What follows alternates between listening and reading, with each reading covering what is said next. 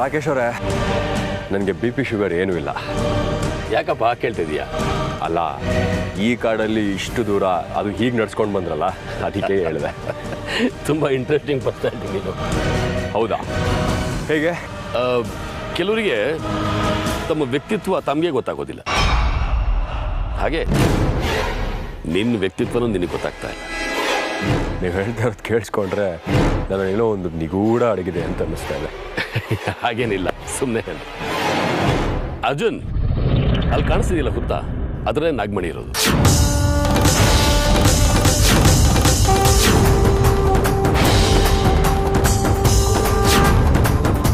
ಸುಳ್ಳು.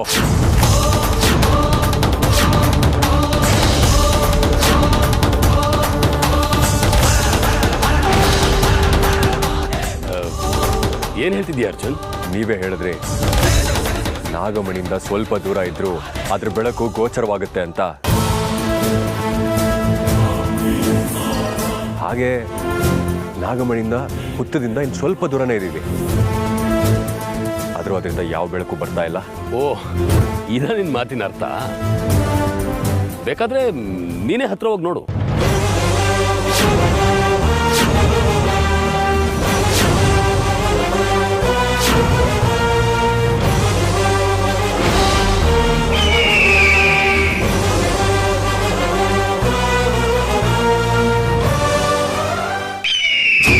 ಪತಂಗಗಳು ಬೆಂಕಿಯ ಬೆಳಕಿಗೆ ಮಾತ್ರ ಆಕರ್ಷಣೆಯಾಗೋದು. ಹಾಗೆ ನಾಗಮಣಿ ನಿನ್ನ ಮನಸ್ಸನ್ನ ಆಕರ್ಷಣೆ ಮಾಡ್ತಾ ಇದೆ. ಆದ್ರೆ ಒಂದು ವಿಪರ್ಯಾಸ ಅಂದ್ರೆ ನಿನ್ನ ಒಳಗಡೆ ನಾಗಮಣಿ ಇದೆ. ಅದನ್ನ ವಶಪಡಿಸ್ಕೊಂಡು ನಿನ್ನನ್ನು ಸಫಾ ಮಾಡೋದಕ್ಕೆ ನಾನು ಬಂದಿರೋದು. ಅದು ನೀನೇ ಅರ್ಥ ಮಾಡ್ಕೊಳ್ತಾ ಇಲ್ಲ. ನಿನ್ನ ಅಂತ್ಯ ಹಾಗೆ ಬರ್ದಿದ್ರೆ ಇವತ್ತು ನನ್ನಿಂದ ನಿನ್ನ ಅಂತ್ಯ. ನೋಡ್ ಕಾನಿಷ್ಕ, ಒಂದು ಮಾತನ್ನ ನಾನು ನಿನ್ಗೆ ಹೇಳ್ತಾ ಇದ್ದೀನಿ, ನಿನ್ನ ಕಿವಿ ತೆರೆದಿಟ್ಟು ಕೇಳಿಸ್ಕೋ. ಅರ್ಜುನ್ ಮೇಲೆ ನಾಗಬಂಧ ಪ್ರಯೋಗ ಮಾಡದೆ ನೀನು ನಾಗಮಣಿನ ಹೊರಗೆ ತೆಗೆಯೋ ಪ್ರಯತ್ನ ಮಾಡಬೇಡ. ಅಕಸ್ಮಾತ್ ಹಾಗೇನಾದ್ರೂ ಮಾಡಿದ್ರೆ ನಿನ್ನ ಅಂತ್ಯ ಆವತ್ತೇ.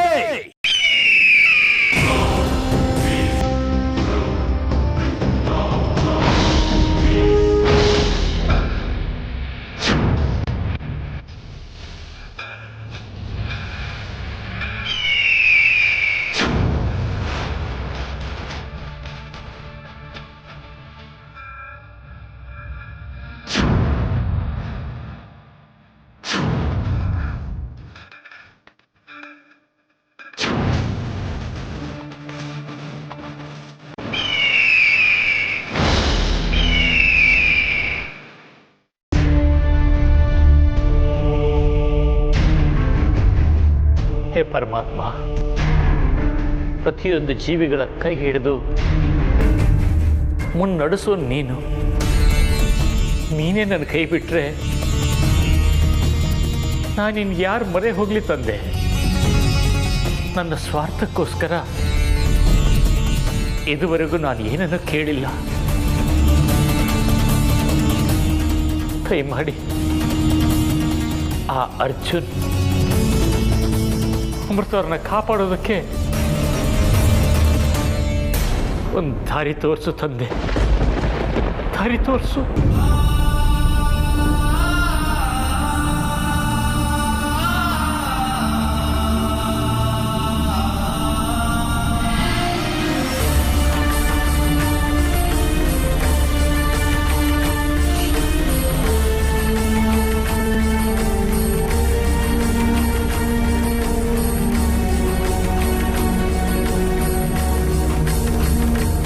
ಧನ್ಯೋಸ್ಮಿ ತಂದೆ, ಧನ್ಯೋಸ್ಮಿ.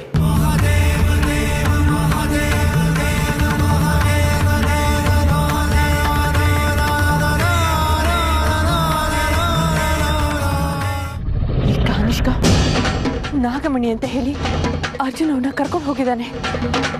ಅವನು ಅರ್ಜುನ್ ಅವ್ರಿಗೆ ಏನೋ ತೊಂದರೆ ಮಾಡೋ ಉದ್ದೇಶದಿಂದಾನೆ ಅವರನ್ನ ಕರ್ಕೊಂಡು ಹೋಗಿರೋದು. ನಾನು ಹೋಗಿ ಅರ್ಜುನ್ ಅವ್ರನ್ನ ಕಾಪಾಡ್ಕೊಳ್ಳೋಣ ಅಂದ್ರೆ ಅರ್ಜುನ್ ಅವರು ಈ ರೇಖೆನ ಬರ್ದಿದ್ದಾರೆ.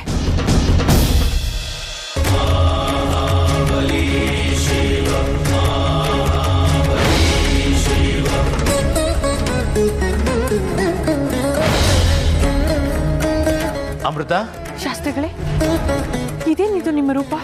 ನಿನಗೆ ಸಹಾಯ ಮಾಡಬೇಕು ಅಂತ ನನ್ನ ಆತ್ಮರೂಪದಲ್ಲಿ ನಾನು ಬಂದಿದ್ದೀನಿ.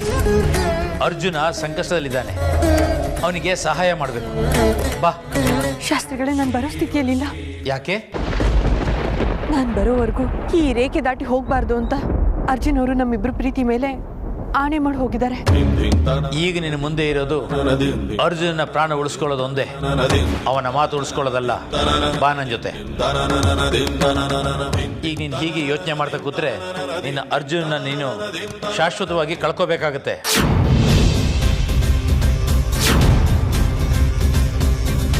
ಇಲ್ಲ ಇಲ್ಲ, ಇದನ್ನ ನಾನು ನನ್ನ ಕನಸಲ್ಲೂ ಕೂಡ ಕಲ್ಪನೆ ಮಾಡ್ಕೊಳ್ಳೋದಕ್ಕೆ ಸಾಧ್ಯ ಇಲ್ಲ. ಮತ್ತೆ ಯೋಚನೆ ಮಾಡೋದನ್ನ ಬಿಟ್ಟು ಬಾ ನನ್ನ ಜೊತೆ.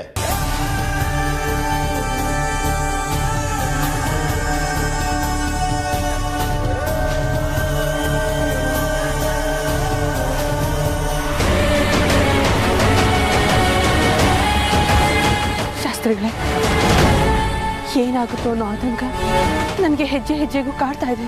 ಅಮೃತ, ಚಿಂತೆ ಆತಂಕಗಳು ನಮ್ಮನ್ನ ಅವನತಿ ಕಡೆ ಕರ್ಕೊಂಡು ಹೋಗುತ್ತೆ ಹೊರತು ಉನ್ನತಿ ಕಡೆಗೆ ಕರ್ಕೊಂಡು ಹೋಗೋದಿಲ್ಲ. ಏನೇ ಬಂದರೂ ಮೆಟ್ಟಿ ನಿಲ್ತೀನಿ ಅನ್ನೋ ಛಾತಿ ಇರಬೇಕು, ಅದೇ ನಮ್ಮನ್ನು ಕಾಪಾಡೋದು. ನಾನಿರುವಾಗ ಅರ್ಜುನಿಗೆ ಏನೂ ಆಗೋದಿಲ್ಲ. ನಡಿ.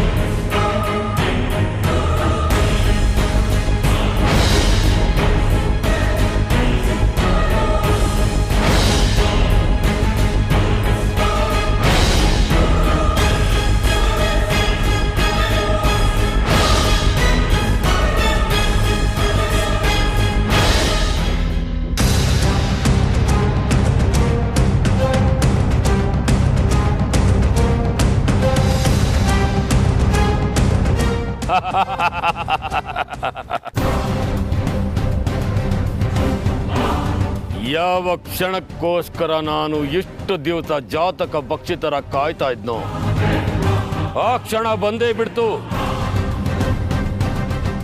ನಾನು ಅಂದುಕೊಂಡ ಹಾಗೆ ನಾಗಮಣಿ ನನ್ನ ಕೈ ಸೇರಿದ್ರೆ ಇಡೀ ತಾಂತ್ರಿಕ ಲೋಕಕ್ಕೆ, ಮಾಂತ್ರಿಕ ಲೋಕಕ್ಕೆ, ಅಘೋರಿಗಳ ಲೋಕಕ್ಕೆ ಅನಭಿಷಿಕ್ತ ದೊರೆ ಆಗಿಬಿಡ್ತೀನಿ.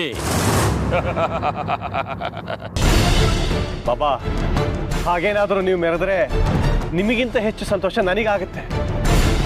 ಯಾಕೆಂದ್ರೆ ನಮ್ಮ ಪಾಲಿಗೆ ನೀವು ತ್ರಿಮೂರ್ತಿಗಳಿಗಿಂತಲೂ ಮಿಗಿಲು. ಅದು ನಿಮ್ಮ ಕೈಗೆ ಬಂದ ತಕ್ಷಣ ನಾನು ಸುಮ್ಮನೆ ಇರ್ತೀನಿ ಅನ್ಕೊಂಡೇನೋ ಬಾಬಾ. ನಿನ್ನನ್ನು ಮುಗಿಸಿ ನಾಗಮಣಿನ ನನ್ನ ವಶಕ್ಕೆ ಪಡ್ಕೊಳ್ತೀನಿ. ಆಮೇಲೆ ನನ್ನ ಹಿಡಿಯೋರಾಗಲಿ ತಡೆಯೋರಾಗಲಿ ಯಾರು ಇರೋದಿಲ್ಲ.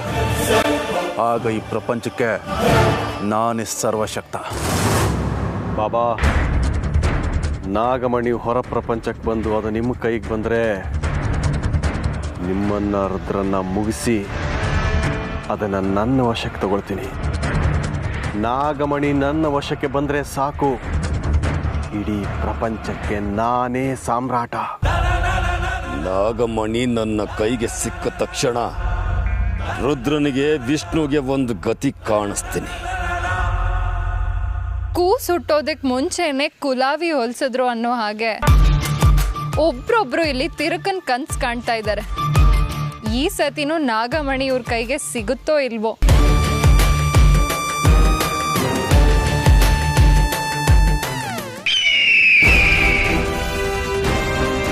ಇನ್ನು ಸ್ವಲ್ಪ ಹೊತ್ತಲ್ಲೇ ನಾಗಮಣಿ ನನ್ನ ವಶ ಆಗುತ್ತೆ.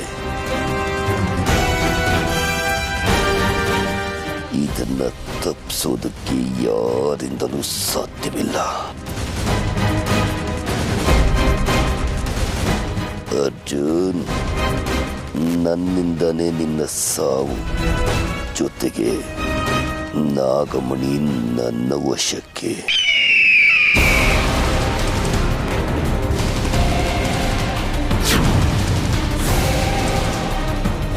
ಶಾಸ್ತ್ರಿಗಳೇ, ನನ್ನ ಕೈಯಿಂದ ಈ ಸ್ಥಿತಿನ ನೋಡೋದಕ್ಕಾಗ್ತಾ ಇಲ್ಲ. ಹಾಗಂತ ಕೈಕಟ್ಟಿ ಕೂರೋ ಸಮಯ ಇದಲ್ಲ ಅಮೃತ. ಮೊದಲು ನೀನಿನ ಶಕ್ತಿಯನ್ನ ಪ್ರಯೋಗ ಮಾಡು.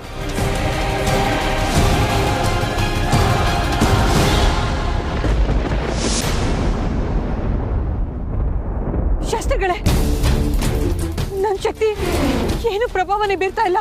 ನಿರಾಶಲಾಗ್ಬೇಡ ಅಮೃತ. ನಿರಾಸೆಯಿಂದ ಯಾವ ಪ್ರಯೋಜನವೂ ಇಲ್ಲ. ಆತ್ಮಶಕ್ತಿ ಮಾತ್ರ ನಮ್ಮನ್ನ ಉನ್ನತ ಸ್ಥಾನಕ್ಕೆ ಕರ್ಕೊಂಡು ಹೋಗಕ್ಕೆ ಸಾಧ್ಯ. ನೀನು ನಿನ್ನ ಶಕ್ತಿಯನ್ನು ಪ್ರಯೋಗಿಸು, ನಾನು ನನ್ನ ಶಕ್ತಿಯನ್ನು ಪ್ರಯೋಗಿಸ್ತೀನಿ.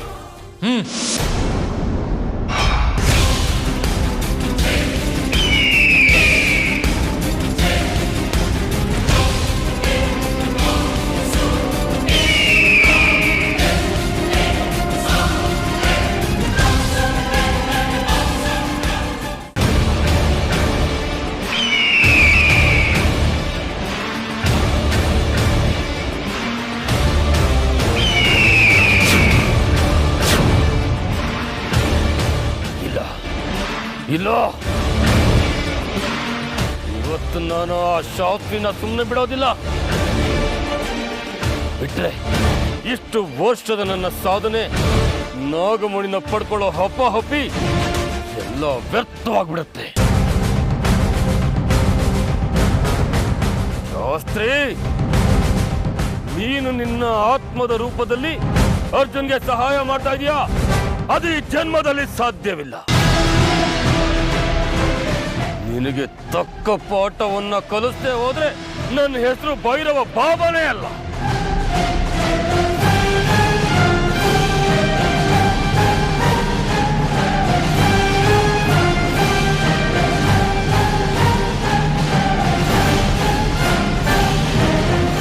ಜೈ ಮಹಾಕಾಲ.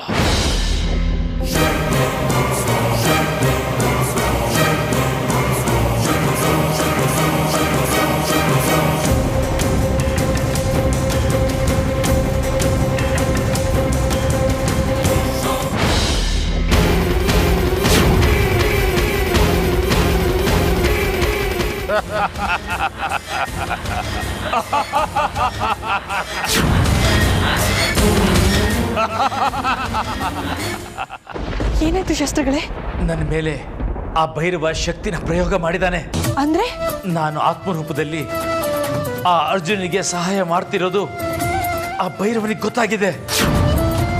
ಅದಕ್ಕವನು ಆತ್ಮರೋಧಕ ಮಂತ್ರವನ್ನು ಪಡಿಸಿ ನನ್ನ ಮೇಲೆ ಪ್ರಯೋಗ ಮಾಡಿದಾನೆ. ಅಯ್ಯೋ, ಹಾಗಾದ್ರೆ ಮುಂದೆ ಏನು ಶಾಸ್ತ್ರಿಗಳೇ? ನಿನ್ನ ಅರ್ಜುನ್ನ ನನ್ನ ಕೈನಲ್ಲಿ ಕಾಪಾಡೋದಕ್ಕಾಗ್ತಾ ಇಲ್ಲ. ನೀನೇ ಅವನ್ನ ಕಾಪಾಡ್ಕೋಬೇಕು. ನಾನೀಗ ತಕ್ಷಣ ಆಶ್ರಮಕ್ಕೆ ಹೋಗಿ ಸೇರ್ಕೋಬೇಕು. ಶಾಸ್ತ್ರಿಗಳೇ, ಅಮೃತ, ನಾನು ಸರ್ವಶಕ್ತ ಶಂಕರನಲ್ಲ. ನನಗೂ ಇತಿಮಿತಿ ಅನ್ನೋದಿರುತ್ತೆ. ಈಗ ನಾನು ಆಶ್ರಮಕ್ಕೆ ಹೋಗದೆ ಇದ್ರೆ ನನ್ನ ಜೀವಕ್ಕೆ ಅಪಾಯ ಇದೆ. ನನ್ನ ಕ್ಷಮಿಸು.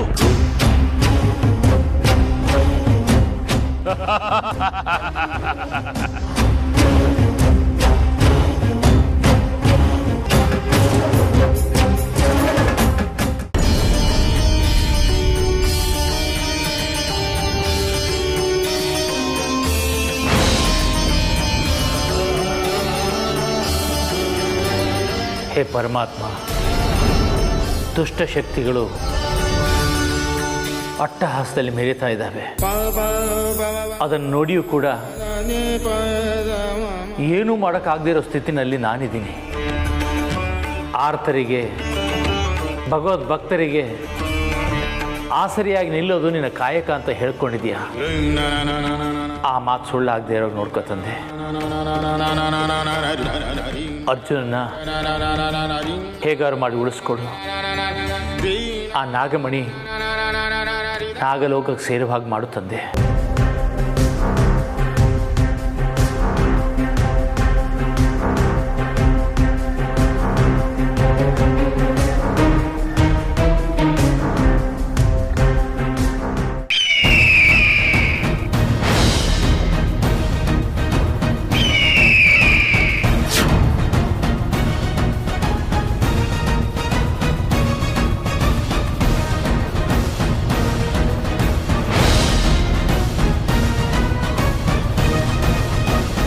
ಅರ್ಜುನ್ ಅವರೇ,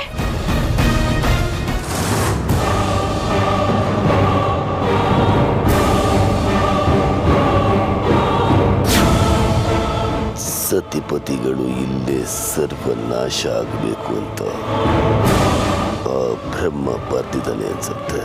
ಶೇ ಮೂರ್ಖ, ಆ ಬ್ರಹ್ಮ ಬರ್ದಿರೋದು ನಿನ್ನ ಸಾವು ನನ್ನ ಕೈಯಿಂದ ಅಂತ. ಯಾರ ಸಾವು ಯಾರ ಕೈಯಲ್ಲಿ ಅಂತ ಈಗ ನಾನು ತೋರಿಸ್ತೀನಿ.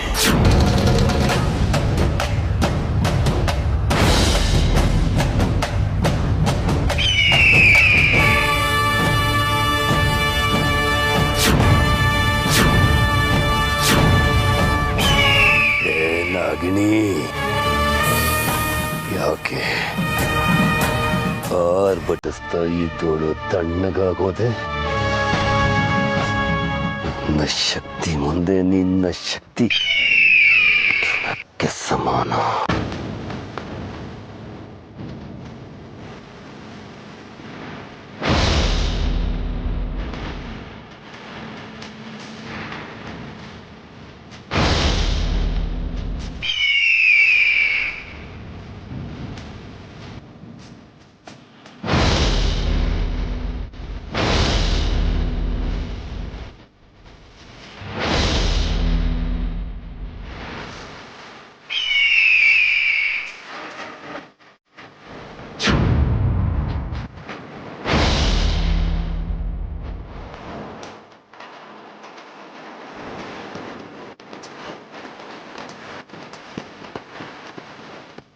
ನಿನ್ನ ಸಮಾಧಿ ಕಟ್ಟೋದಕ್ಕೆ ಇದೇ ನನ್ನ ಬ್ರಹ್ಮಾಸ್ತ್ರ.